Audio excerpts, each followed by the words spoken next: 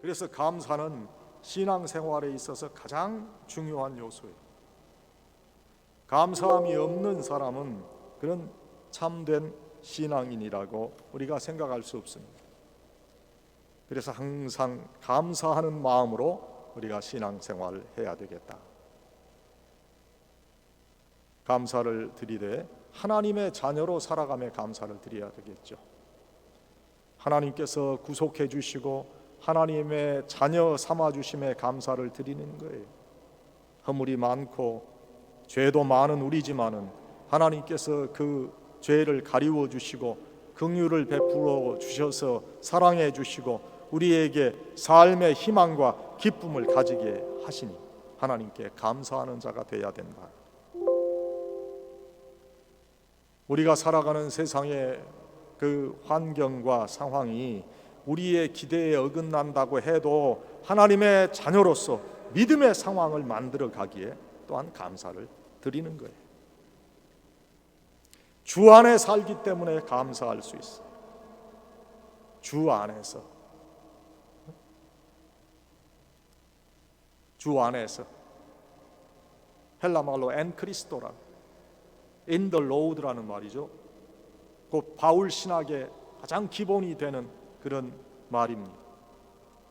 주 안에 뿌리박지 못한 사람은 감사할 줄 모릅니다. 주 안에 깊이 뿌리를 내린 신앙인일수록 풍성한 감사를 드릴 수 있어요. 그래서 신앙의 크기와 감사의 크기는 정비례하는 거예요. 믿음이 좋은 사람일수록 감사가 많아요. 나무도 땅 안에, 땅 속에 뿌리가 깊이 박힐수록 가뭄 타지 않고 열매를 많이 맺듯이 우리 믿는 하나님의 백성들도 주 안에 깊이 뿌리를 박지 못하면 신앙의 가뭄을 탄다. 그래서 수입이 많으면 감사하고 수입이 없고 수지가 맞지 않으면 때로는 하나님을 원망하기도 해요. 무슨 일이 잘 되면 감사하고 무슨 일이 안 되면 슬퍼하고 원망한다. 시냇가에 심기운 나무, 그 땅 안에 뿌리를 깊이 박았기 때문에 가뭄을 타지 않는 것처럼 주 안에 뿌리 박은 그런 신자는 어떤 경우에도 감사 생활에 가뭄을 타지 않는다. 이것을 전천후 감사라고 부를 수 있을 거예요. 주 안에 있는 사람, 그리스도의 신앙을 가진 사람만이 전천후 감사가 가능한 거예요. 조건적인 감사, 계약적인 감사, 그런 하나님께서 기뻐하시지 않는 그런 감사를 뛰어넘어 범사에 감사할 수 있는 그런 사람이 바로 하나님께서 원하시는 하나님의 뜻을 따라 살아가는 사람이다. 하나님의 뜻을 우리에게 알려주셨잖아요. 항상 기뻐하라, 쉬지 말고 기도하라. 뭐라고? 그 다음 뭐라고 하셨어요? 범사에 감사하라. 범사에 감사하는 사람, 그 사람이 바로 하나님께서 원하시는 사람이고 그런 감사를 우리가 드려야 되겠다 하는 거죠.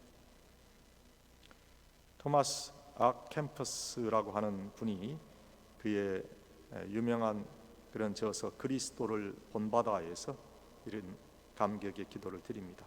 오 주여, 주 안에 있는 나에게 무슨 요구가 또 있겠습니까?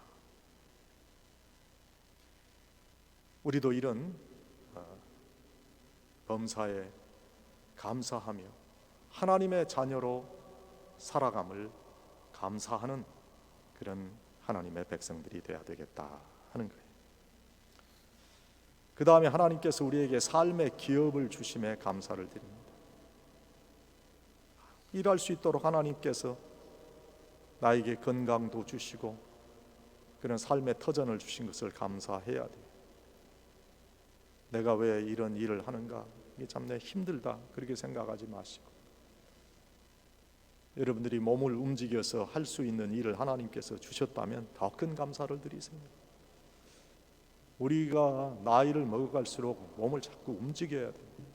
움직이지 않으면 이 몸의 근력이 다 빠지게 되거든요. 그러니까 이 몸의 근력을 우리가 자꾸 키워야 돼요. 지금 심용수 장로님, 저희 이제 장인 되시는 분이 근력이 없으셔서 넘어지시고 좀 힘이 없어서 이머전시에 가셨어요. 지금 아마 이머전시에 계시는데 지금 집에서 생활이 거의 불가능한 그런 상황이 있거든요. 나이가 들고 가만히 계시니까 이게 몸의 근력이 다 없어져서 움직일 수가 없는 거예요. 하나님께서 나에게 삶의 터전을 주셔서 내가 움직일 수 있다고 하면 그처럼 감사한 일이 없는 거예요. 이스라엘에게 기업을 주신 이에게 감사하라. 그 말씀을 우리가 기억해야 돼요. 오늘 나에게 주신 일을 통해서 하나님께 감사를 드리는 자들이 되어야 돼요. 그 일을 통해서 하나님 나로 기도하게 하시고 결국에 축복의 열매를 거둘 수 있도록 인도하시는 그 하나님께 여러분 감사를 드리시는 그런 삶이 되시기를 바랍니다. 지난주에 말씀을 드렸습니다마는 스펄전 목사님이 이런 기도를 했다고 말씀을 드렸죠.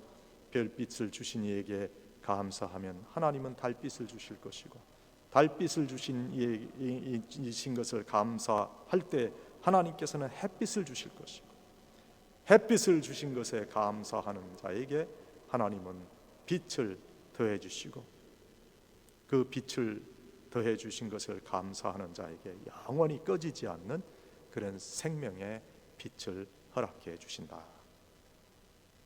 하나님이 이처럼 감사하는 그런 사람들에게 더 큰 감사를 드릴 수 있도록 하나님께서 그런 조건으로 우리를 인도해 가신다. 감사를 드리는 사람 삶의 기업도 풍성해져. 우리가 진심으로 하나님께 마음을 드린다면 물질의 축복도 받고 그것으로 더 큰 하나님의 일을 감당할 수 있어요. 여러분, 거부가 되는 건 하나님의 뜻일까요? 아닐까요? 저는 거부가 되는 것도 하나님의 뜻이라고 생각합니다. 말씀에 나오잖아요. 네? 이삭이 한 해 농사져서 몇 배의 소득을 얻었어요? 100배의 소득을. 성경이 기록하고 있어요. 거부가 됐다.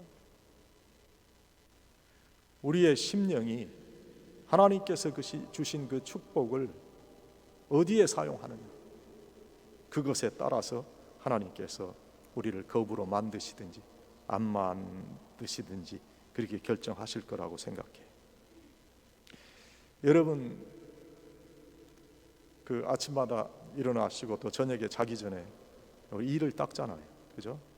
이를 닦을 때 아마 미국 사는 분이라면 다 콜게이트 치약을 한번 다 써봤을 거예요. 그 콜게이트 치약 그 회사를 맨 처음에 설립한 사람이 윌리엄 콜게이트라고 하는 분이에요. 이 윌리엄 콜게이트는 영국의 홀링본이라고 하는 곳에서 태어나서 어릴 때 거기서 살았어요. 너무 가난해서 집에서 도저히 살 수 없어서 집을 나올 수밖에 별 도리가 없었던 아주 딱한 사정을 가진 사람이었어요. 그저 막연히 이제 고향인 영국을 떠나서 뉴욕으로 가는 배를 탔는데 아주 초라한 행색을 하고 있는 이 소년 콜게이트를 본 선장이 그를 붙들고 기도를 드려줬어요. 그리고 이렇게 충고를 했어요. 너 어디를 가든지 먼저 예수님 앞에 네 마음을 진심으로 드리고 네 소득에서 온전한 11조를 하나님께 드려봐라. 그렇게 충고를 했어요. 이 선장의 그 귀한 어드바이스를 잘 받고 뉴욕에 도착한 이 윌리엄 콜게이트는 교회 등록을 하고 열심히 신앙생활하면서 믿음으로 살았어요. 그리고 비누 공장에 취직해서 어김없이 그 소득의 11조를 하나님께 드리고 또 그러면서 그의 삶이 나아지고 이제 그 비누 공장의 주인과 동업자가 되게 되고 후에는 그 공장의 주인이 되는 그런 축복도 받게 됐어요. 질이 좋은 비누로 사업이 번창해지니까 10에 2조, 10에 5조, 나중에는 먹고 살 것만 남기고 주님 사업에 몽땅 다 드렸어요. 그랬더니 물질이 더 풍성해지고 큰 이익을 맡게 됐어요. 그리고 오늘날도 미국의 모든 가정에서 사용하는 그런 콜게이트 그 제품의 처음 창업자가 이제 되게 됐다 하는 거예요. 고린도후서 9장 10절에 보니까 심는 자에게 씨와 먹을 양식을 주시는 이가 너희 심을 것을 주사 풍성하게 하시고 너의 의의 열매를 더하게 하시리니 라고 말씀했어요. 그리고 11절에 보니까 너희가 모든 일에 부요하여 너그럽게 연보를 함은 저희로 우리로 말미암아 하나님께 감사하게 하는 것이라 그렇게 말씀하고 있어요. 이 말씀은 감사하는 성도에게 더욱 더 큰 감사를 드릴 수 있는 조건을 허락해 주신다 하는 말씀. 감사하는 사람 풍성한 물질의 축복을 하나님께 받습니다. 오늘날 미국의 부요함은 조상되는 그 청교도들이 고난과 역경 속에서도 하나님 앞에 감사했기에 가능한 일이다. 우리 주님은 심는 대로 거둔다 말씀하셨어요. 우리가 하나님의 축복을 받기 위해서는 하나님 앞에 감사를 드리는 사람으로 살아야 됩니다. 하나님께서는 형식이 아닌 진정한 감사를 드리는 그 곳에 풍성한 물질의 축복을 내려주신다는 사실을 우리가 꼭 기억해야 됩니다. 마틴 루터가 이렇게 말했어요. 마귀의 세계는 감사가 없다. 또 행복론을 지은 힐티라는 분은 감사하는 사람은 젊어진다 그렇게 말했어요. 사실 감사가 없는 가정, 감사를 잃어버린 그런 사람, 감사가 떠난 사회는 그는 쓸쓸하고 삭막한 그런 모습을 나타내게 돼요. 그래서 감사하는 그런 사람으로 살아갈 수 있어야 되겠다. 사도 바울은 지상의 지옥이라고 불리우는 옥중의 고난 속에서도 하나님께 감사하면서 다른 사람에게 감사의 생활을 전하는 모습을 우리에게 보여줬어요. 골로새서 2장 7절에 보니까 그러므로 믿음에 굳게 서서 감사함을 넘치게 하라 그렇게 우리에게 권면해 주고 있어요.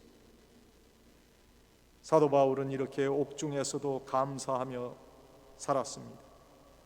죽음의 자리에서까지도 감사를 지니고 산 그야말로 감사의 인생을 살았어요. 그는 이런 고백을 합니다. 빌립보서 2장 13절에 이제 내 몸을 관제로 속죄물로 드릴지라도 나는 감사하고 너희 무리와 함께 기뻐하리니 이와 같이 너희들도 기뻐하며 감사하라. 순교를 각오하면서도 하나님 앞에 감사할 수 있었던 그리스도 안에서의 귀한 삶을 살았다 하는 거예요. 그리스도 안에 살아감을 감사하는 그런 우리가 되어야 될 것입니다. 또 우리는 하나님께서 우리의 삶의 주위에 있는 그런 어려움, 대적들에게서 건져주심에 감사를 드려야 돼요. 우리를 힘들게 하는 많은 일 가운데 그래도 적절하신 은혜로 지켜주심에 우리는 감사를 드릴 수 있습니다. 하나님의 인도하심이 없었던들 좌절과 낙심으로 지낼 수밖에 없었지만, 그러나 이 어려움과 그 대적들의 그 공격에서 하나님 우리를 건져 주심에 감사를 드리는 것. 우리가 어떤 물리적인 전쟁을 치르지 않지만 지금 우리는 사실 전쟁하고 있는 거예요. 네? 우리가 지금 이 코로나 바이러스하고 전쟁을 하고 있는 거예요. 전쟁할 때, 전투할 때 총탄이 어디서부터 날아올지 몰라요. 지금 바이러스가 온 사회에, 네? 지금 온 지구상에 지금 이렇게 움직여 다니는데 이 바이러스가 어떻게 나에게 날아올지 몰라요. 그러나 하나님께서 우리를 보호해 주심을 믿고 하나님께서 우리를 지켜 주심을 믿기 때문에 우리 하나님 앞에 감사를 드리는 그러한 인생을 우리가 살 수 있다. 하나님께서 나를 지켜 주실 것이다. 내가 어려운 그런 고난 가운데 있어도 하나님, 내 가는 길을 하나님 아십니다. 하나님 나를 단련하신 후에 내가 정금같이 나아갈 것입니다. 이러한 귀한 고백을 하면서 하나님의 인도하심을 우리가 찬양할 수 있고 감사할 수 있어야 되겠습니다. 하나님께서 우리를 지키시고 보호해 주시고 선한 하나님의 뜻을 우리를 통해서 이루어 주신다고 하시는 그 사실에 초호도 의심이 없어야 되겠다 하는 것. 지금 우리가 이 어려운 고통의 팬데믹 속에 있지만 하나님께서는 이 고통의 팬데믹 속에서도 우리를 향한 축복을 만들어 가시고 계시다 하는 것을 꼭 믿으시는 여러분들이 되시기를 바랍니다. 어느 사냥꾼이 그 아들을 데리고 사냥 갔어요. 근데 갑자기 구름이 새까맣게 끼더니 바람이 불고 그 비가 오기 시작했어요. 이 비바람 때문에 도저히 어떻게 움직일 수가 없어서 그 옆에 있는 동굴 속에 들어가서 이제 이 비바람이 멈추기를 기다리는데 도대체 이 폭풍우가 멈추질 않는 거예요. 그래서 그 동굴 속에서 춥고 두렵고 무서운 밤을 이제 부자간에 보내게 됐어요. 아침이 되니까 언제 비가 오고 바람이 불었냐는 듯이 아침 햇살이 찬란히 빛나면서 환하게 산을 비춰주었다. 동굴을 나서면서 아들이 아버지에게 이렇게 물었어요. 아버지, 우리가 지난밤에 그렇게 떨면서 두려움으로 보냈는데 우리가 하나님께 기도했는데 하나님 뭐라고 계셨죠? 그때 신앙심이 아주 남달랐던 그 아버지가 이런 대답을 해줬어요. 얘야, 힘들고 무서웠지?